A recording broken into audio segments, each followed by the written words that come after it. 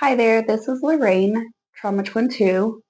Um, I wanted to share my story as far as finding out about things that had been done prior to me and my sister finding out together about the last and youngest victim.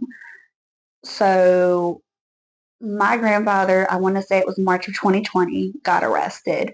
I wasn't sure how I felt about it because, again, I was told one thing about him being held at gunpoint. They were, digging his yard up for guns, money, bodies, whatever.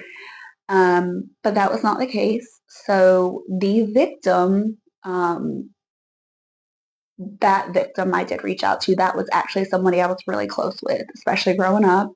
And we had talked about it, and I remember being really, really upset, like thinking that this is not the man that helped raise me. This is not the man that I grew up with. Like I don't know this person. This can't possibly be the same person. Um, I remember going through a lot of emotions with that.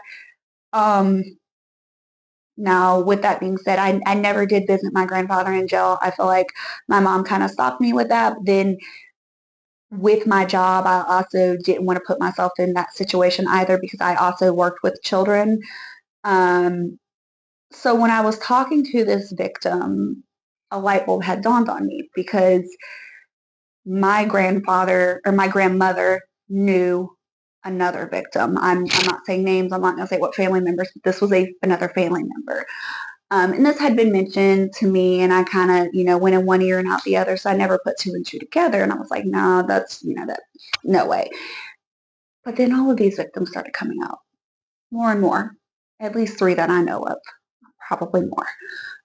Now, I was never a victim of my grandfather. I want to disclose that. Never a victim. He never hurt me. He never did anything.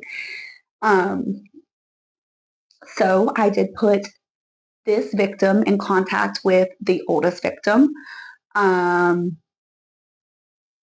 because I felt like that was the right thing to do because there was, posts made on Facebook um, to see if there was victims out there, but I don't believe this oldest victim was either a member of Facebook or whatever. I wasn't sure. So I put them in contact with this person and then come to find out like more and more information came about. And so before the funeral, like I was very aware. I wasn't aware of the youngest victim, but I was very aware of what had happened previously. But that was still my grandfather, and I still loved him, and I still wanted to be there. And I do remember being very, very upset that my children couldn't come because my children are old enough to